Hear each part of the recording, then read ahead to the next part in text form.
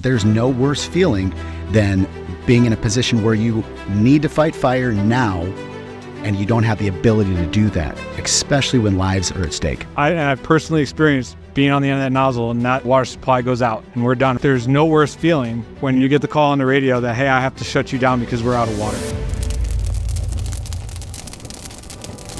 We have significant fires here as of late, so we highly are reliable on robust water supplies, specifically in urban settings. If we don't have that, then that fire increases in size exponentially every minute, threatens property and lives. If we don't have fire hydrants to hook up to, that we can backfill, refill our water tender, hook long hose lays up to supply that sustained water supply, then we're in trouble.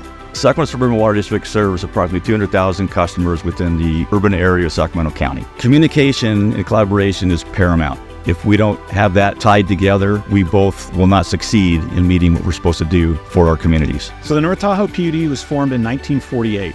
The 2007 Angora fire was a wake-up call for all of the water purveyor. 2-inch, 3-inch diameter water mains, good enough to take a shower, get your drinking water, but they do not provide the flow or the necessary storage to provide modern fire flow standards. We began heavy investment in water infrastructure, a big focus on redundancy, interties, capacity storage, emergency generators, with the understanding that a water system is a bulwark for the community against wildfire.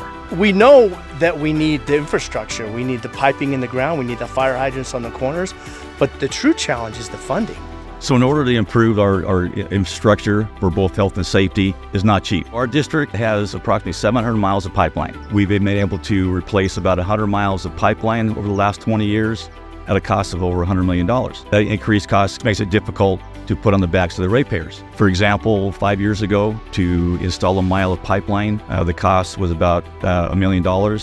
Today it's about $3.5 million. 5 years ago, to install a brand new groundwater well that produces 1,500 gallons a minute was about $3.5 million. Today it's about $8 million. Our districts have been working aggressively to raise rates so that we can invest in improving our water infrastructure for fire suppression, but we need help. There are really no current funding programs to help small rural water communities improve water infrastructure for fire suppression. As local special districts, we have the tools to get the job done. What we need is help from the state and the federal government to bring resources to the table to help us get this important work done.